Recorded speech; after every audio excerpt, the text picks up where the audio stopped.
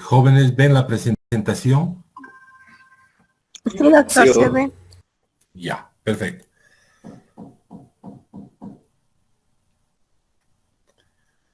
Comencemos. Vamos a empezar a hablar de lo que es atrofia alveolar. Y vamos a definir la atrofia como un proceso de pérdida de tejido óseo, específicamente del tejido óseo que se encuentra en el reborde alveolar, que se sucede o que se da después de la pérdida de las piezas dentales.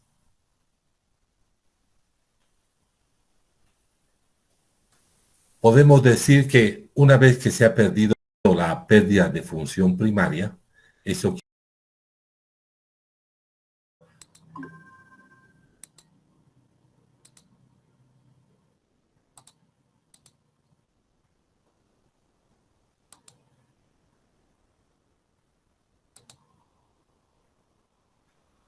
¿se ve la pantalla? sí, doctor.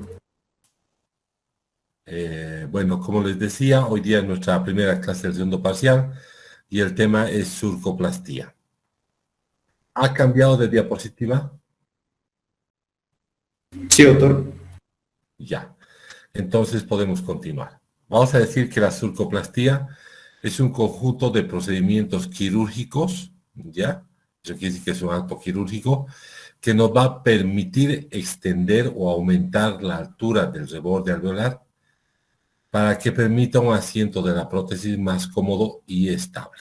¿Ya? Eso quiere decir que vamos a, en palabras simples, vamos a llevar el surco a una posición más profunda para aumentar la altura del reborde alveolar y de esa forma que logremos tener una mayor estabilidad de la prótesis.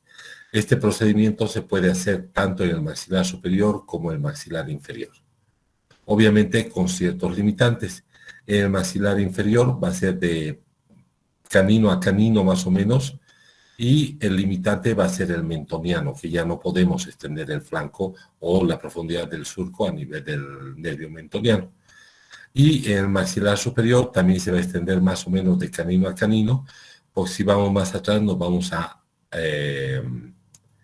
aproximar o nos vamos a encontrar con la parte inferior de la apófisis piramidal del maxilar, que va a impedir físicamente llevar a una posición más alta el fondo del surco. ¿Ya? Entonces podríamos decir que este procedimiento se emplea más en el segmento anterior que en el posterior. Ha cambiado de diapositiva, ¿no ve? Hay ciertas indicaciones que tenemos que tomar en cuenta, ¿no?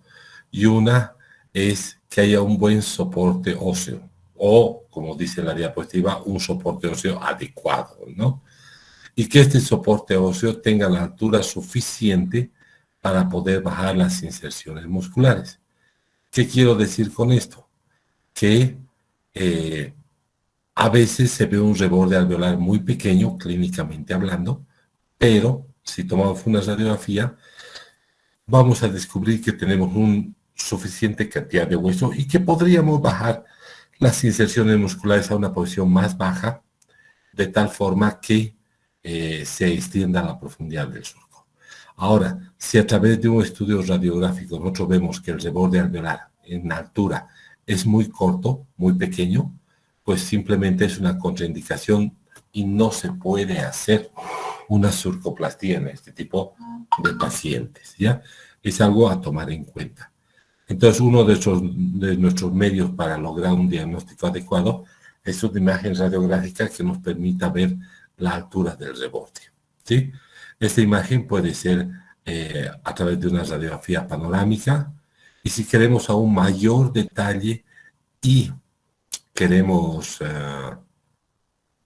como les diría, poder medir cuánto hueso tenemos y cuánto podríamos aumentar en profundidad del surco, se podría utilizar un examen o un estudio tomográfico que nos va a dar mayor detalle, ¿ya? Pero básicamente tenemos que reconocer la altura del reborde alveolar. Seguimos con las contraindicaciones y continuamos con reborde atrófico, altura insuficiente y severa reabsorción a nivel del mentoniano, ¿no? Que seguimos sobre lo mismo, ¿no? No hay suficiente cantidad de hueso para llevar el fondo del surco a una posición más baja y por ende no vamos a poder trabajar. ¿Qué técnicas existen para hacer surcoplastía? Existen básicamente dos y una tercera que está casi en desuso. Uno, que es el adelantamiento de la mucosa adyacente al surco para cubrir ambos lados del surco extendido. Ya les voy a explicar eso. La técnica de Obegeser se llama esta. La otra es adelantamiento de la mucosa vecina para cubrir o para que cubra un lado del surco y el otro cicatrice por segunda intención. Esas son las otras dos técnicas que vamos a ver. Y por último, trasplante de epitelio, sea piel o mucosa, como injerto libre, pero honestamente ya no se acostumbra a hacer esta técnica. Básicamente son las dos de arriba. En casos excepcionales. ¿Ya? Vamos a ver la primera, que es adelantamiento de la mucosa, y se conoce como vestibuloplastía submucosa de Obegeser. Eso quiere decir que es como una vestibuloplastía que va a actuar a nivel de la submucosa, va a utilizar la submucosa para poder ganar espacio.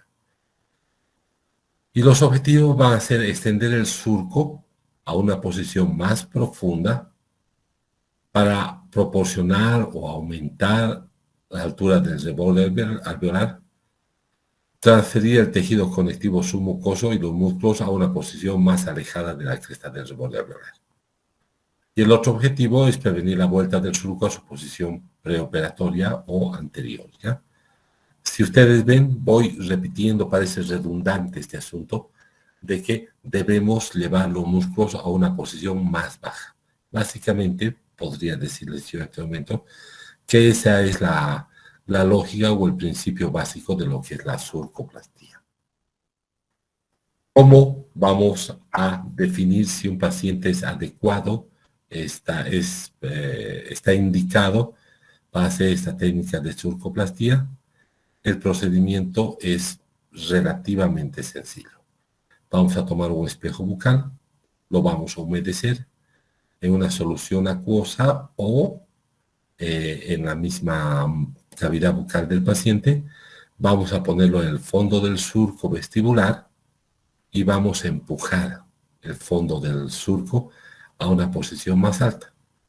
Si al empujar con el espejo bucal este fondo de surco a una posición más superior o más inferior, logramos hacer esto sin que se deforme, eso quiere decir sin traccionar el labio, es un paciente indicado y quiere decir que tiene suficiente mucosa como para poderla llevar a una posición más profunda. Si en el momento que hacemos esto, el labio como que se vierte, se va hacia atrás y se invagina, o sea, se da la vuelta por lo que estamos empujando el espejo bucal, pues ese paciente no va a estar indicado para este procedimiento quirúrgico. Vamos a entrar a la descripción de la técnica quirúrgica para la surcoplastía bajo la técnica de Obegeser, ¿ya? Anestesia. ¿Qué tipo de anestesia vamos a utilizar? Ahora que ustedes están aprendiendo y estamos haciendo nuestras prácticas en clínica, a saber que la anestesia que vamos a utilizar es una anestesia infiltrativa, ¿ya? Infiltrativa por vestibular a nivel de las piezas o a nivel de la extensión de la zona que corresponda, con su complemento lingual. ¿Ya? La misma técnica que ustedes han aprendido. El segundo paso, utilizando una jeringa desechable, esas de plástico de 10 cc, vamos a cargar la jeringa con una solución salina y vamos a introducir o vamos a pinchar en el fondo del surco, ¿ya? Y vamos a ir depositando. Vamos a profundizar la aguja solo hasta que pase el bisel de la misma, ¿ya? Solo el bisel. Una vez que pase el bisel, nosotros vamos a depositar la solución anestésica, ¿ya?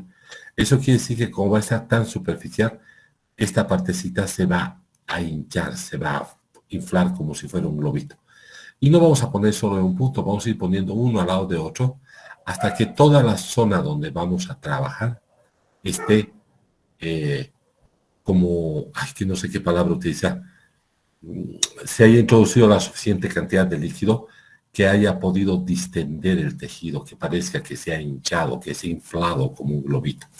No sé si en la práctica de anestesia que hemos hecho, ustedes han podido observar, cuando depositas la anestesia se empieza a hinchar, se empieza a inflar el tejido como un globo.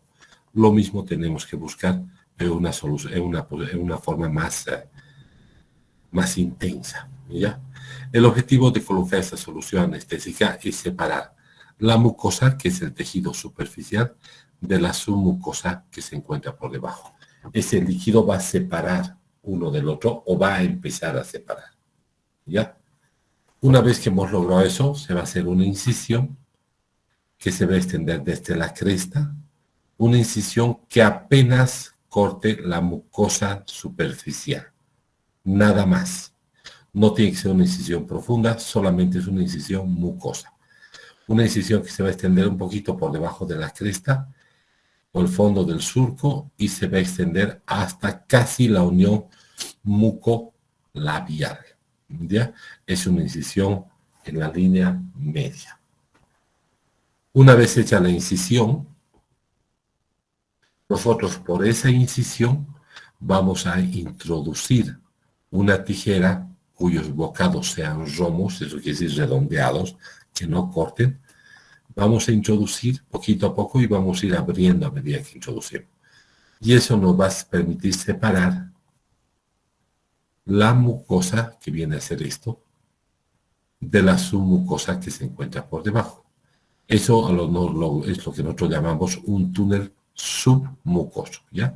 Se introduce por acá y se va separando ya la mucosa de la submucosa hasta generar un túnel submucoso. Se lo va a hacer tanto a la izquierda como a la derecha como a la izquierda del paciente, ¿ya?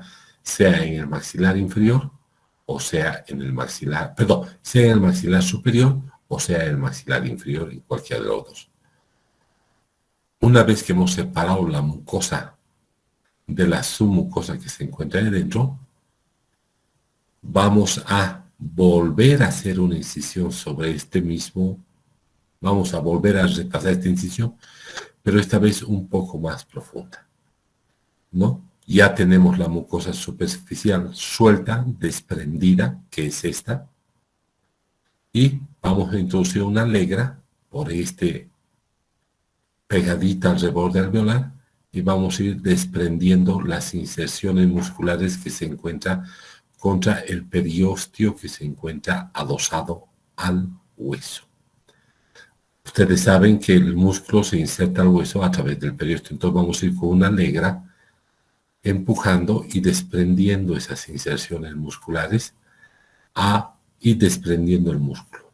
No se preocupen qué va a pasar con el músculo, que una vez, o las fibras musculares que se han desprendido, simplemente se va a volver a adherir en una posición más superior. Una vez que hemos logrado hacer eso y desprender la inserción, esta mucosa que está acá totalmente desprendida, la vamos a empujar a una posición más profunda. Esto vamos a suponer que son los músculos que se han desprendido y la mucosa va a ir a ocupar ese lugar que tenían los músculos. Siempre manteniendo o tratando de mantener el periósteo intacto. Una vez hecho eso, colocamos la prótesis del paciente o una férula y que está rebasada, que los flancos de la misma están rebasados, sobreextendidos, para que esta prótesis sea la responsable de mantener la mucosa suelta en su nueva posición. Vemos otro esquema. El esquema que les decía, este es el maxilar inferior ya también. ¿Ya? Una vez que hemos hecho la incisión, hacemos la divulsión, hacemos un túnel, ¿no? Tanto a derecha como a izquierda del paciente, ¿ya? Una vez que hemos hecho eso, aquí está el túnel submucoso, la mucosa desprendida, desprendemos las inserciones musculares y empujamos esta mucosa a una posición más profunda. Podríamos decir que este procedimiento dura 2 tiempos. Un tiempo donde solo se hace este túnel submucoso y otro tiempo cuando nosotros empezamos a desprender las inserciones musculares que se encuentran aquí y las vamos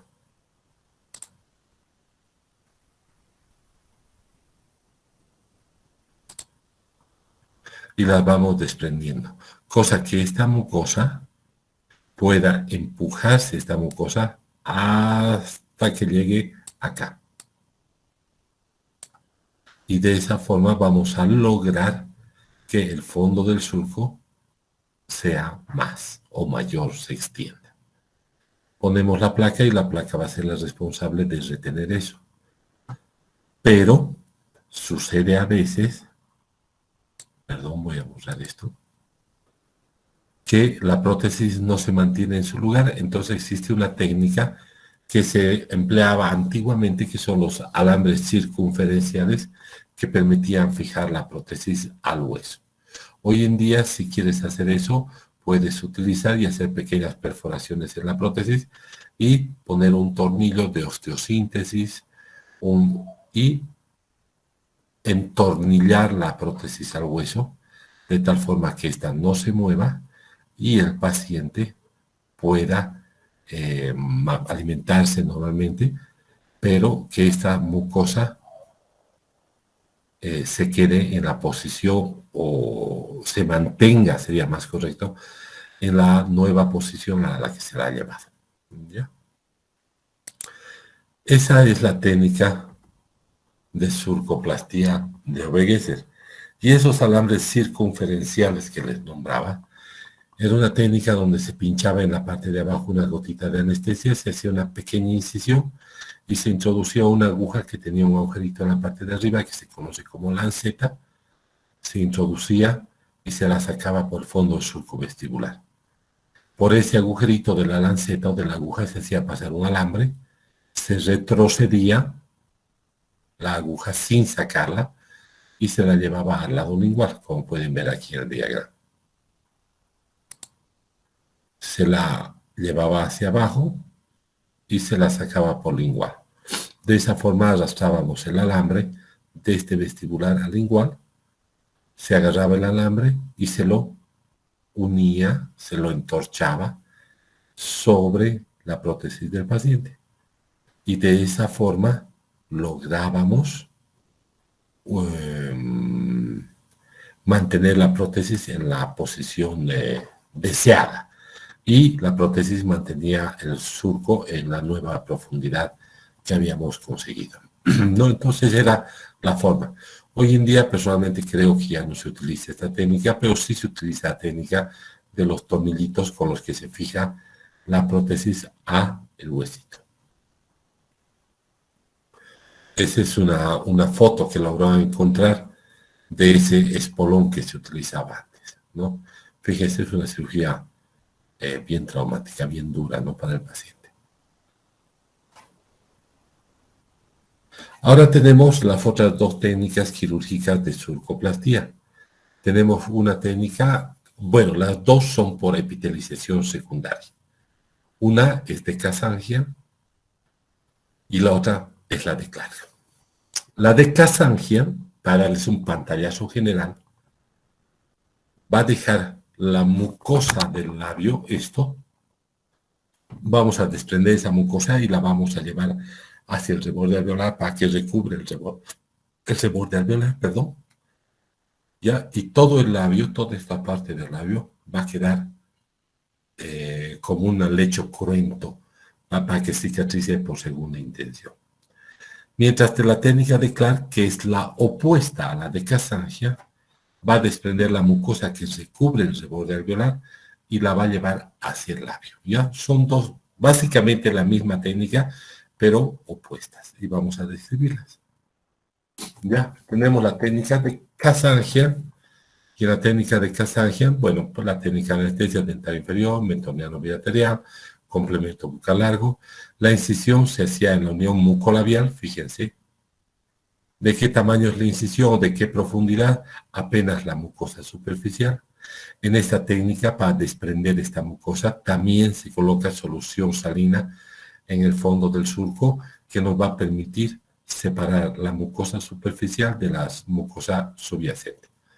¿Ya? Entonces se hace una incisión en la parte superficial, en la unión mucolabial, y por ahí se introduce una pinza de divulsión Roma y se empieza a separar la mucosa superficial de la que se encuentra por debajo. Este es un esquema de lo que vendría a hacerse. Fíjense, se hace una incisión en la parte superior, acá, se desprende el colgajo hasta el labio, fíjense acá, este es el colgajo que alguna vez tuvo, y agarramos este colgajo y lo llevamos a una posición más profunda. Eso quiere decir que este reborde que antes era chiquitito o corto en altura, ahora tiene una altura considerable, está totalmente recubierto de mucosa y se lo fija con puntos profundos al periósteo o al músculo que se encuentra en la parte más baja. ¿Sí? Alguna literatura dice que se debe poner un tubito de suero, es el tubo flexible, y suturar ese tubito de suero flexible y sacar un punto por el mentón, por la base del mentón, para mantenerlo en una posición fija y mantener el colgajo en su nueva posición. ¿Ya? Son dos formas de hacer. O también se puede poner un punto de sutura acá y suturarlo a un plano bien profundo, de tal forma que se sujete. Puntos reabsorbibles, obviamente, que se van a reabsorber por sí solos y eventualmente van a desaparecer. Y dejaríamos la mucosa del labio totalmente desnuda, descubierta, para que cicatrice y granule por segunda intención. Este es el mismo esquema, he buscado en todas partes diferentes esquemas para que usted me pueda entender.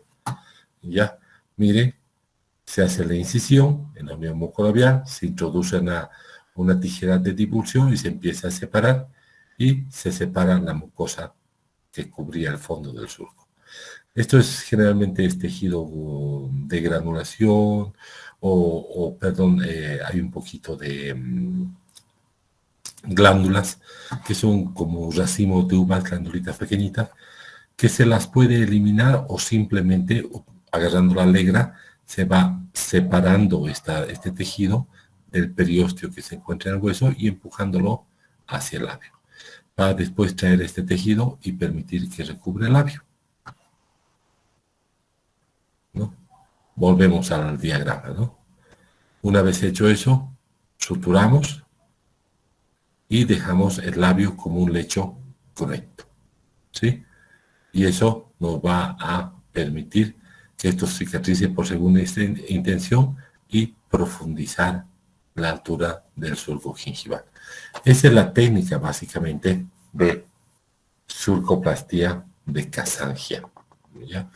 Obviamente, posterior al acto quirúrgico, hay algunos libros que dicen que hay que pintar esta superficie, una cosa que se llama tintura de benzoilo, que va a permitir secar más fácilmente. Podría colocarse un cemento quirúrgico protector en esta superficie o adosado a la prótesis del paciente para que no incomode.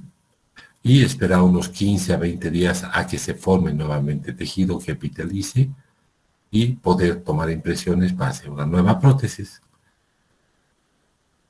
¿Qué más le puedo decir sobre esto? El tratamiento postoperatorio siempre va a ser, de hecho, un tratamiento local con compresas frías para evitar el edema y un tratamiento sistémico con antibióticos buenos. Bueno, me refiero a, dada la dimensión del procedimiento que hemos hecho, tiene que ser un procedimiento, un antibiótico de amplio espectro para evitar que este tejido se infecte y pueda generar algún tipo de complicación, ¿ya? Y analgésicos antiinflamatorios posteriores de rutina, buenos analgésicos, buenos antiinflamatorios. Eso quiero decir, ¿qué quiero decir con buenos? Efectivos, ¿ya? De buena acción, potentes.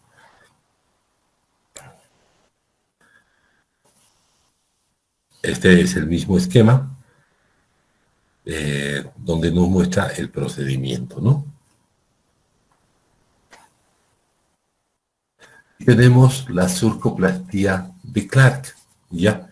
Obviamente, miren, les he puesto una fotografía donde le muestro un reborde alveolar atrófico total, donde no se puede, perdón, disculpe,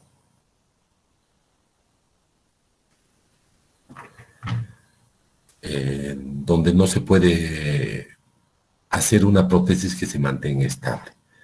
Entonces, se procede a hacer la técnica de Clark. La misma tiene sus ventajas porque se basó en principios de cirugía plástica y dijo, las superficies vivas sobre tejido conectivo se contraen. Voy a retroceder.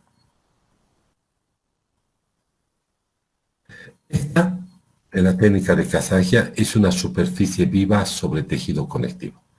Quiere decir que cuando esto se cicatrice se va a contraer un poco y es una desventaja.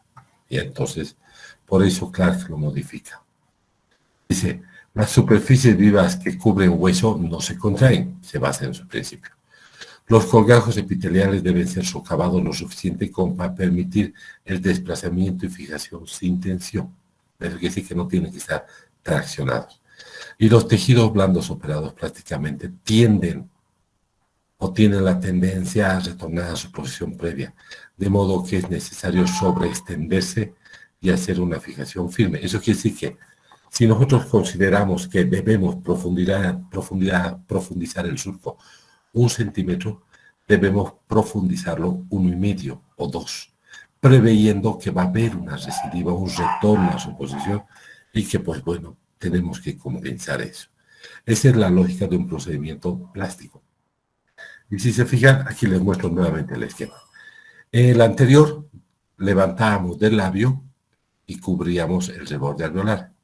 En este hacemos la incisión sobre el reborde, desprendemos y cubrimos el labio. Por eso se cumple la primera premisa de que los tejidos, las superficies vivas que están sobre el tejido óseo, no se van a contraer. Por eso este autor deja esta superficie viva a que cicatrice por segunda intención, a sabiendas que no se va a contraer porque el hueso va a actuar como un andamio sobre el cual va a crecer. Y la superficie que sí se puede contraer queda totalmente cubierta con el epitelio. ¿Ya? Es el mismo procedimiento visto de diferentes diapositivas, donde vemos que la incisión se hace sobre la cresta del reborde y se empieza a levantar en el sentido opuesto al anterior.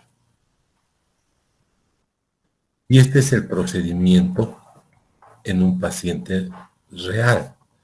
Fíjense, la incisión se hace sobre la cresta del reborde alveolar, se empieza a desprender la mucosa, se deja expuesto el hueso, ¿ya? Y la mucosa se la sutura a una posición más profunda. Todo el hueso tiene que quedar recubierto de periósteo. Si ustedes pueden ver acá, este tejidito blandito es periósteo. Acá, a este costado, el periósteo se ha lesionado y se ha esfacelado, pero aquí ya quedó totalmente cubierto. Voy a ver si puedo mostrar algo más. Fíjense, el reborde alveolar queda profundizado y la mucosa se la traspasa hacia el labio. Todo el reborde alveolar queda cubierto de periósteo, menos este pedacito que lastimosamente al hacer el desprendimiento del colgajo se lesionó. Pero es de vital importancia que el hueso quede cubierto de periósteo, pues si no tarda mucho tiempo en epitelizar. En cambio, si queda cubierto de periósteo que tiene su propia irrigación, este va a nutrir y va a permitir que de aquí se forme un epitelio nuevamente, por un lado.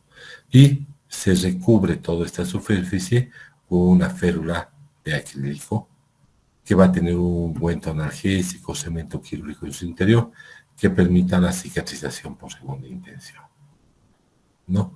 Este debe ser el ejemplo para que vean cómo se puede aumentar la profundidad del surco. Y seguimos con los diagramas, por si acaso, la técnica de anestesia va a ser dental inferior, mentoniano igual, la incisión se hace sobre el reborde, la disección es supraperióstica, eso quiere decir que se deja el periósteo aquí, la mucosa se socava hasta el labio. Se recubre el labio y se deja expuesto el hueso.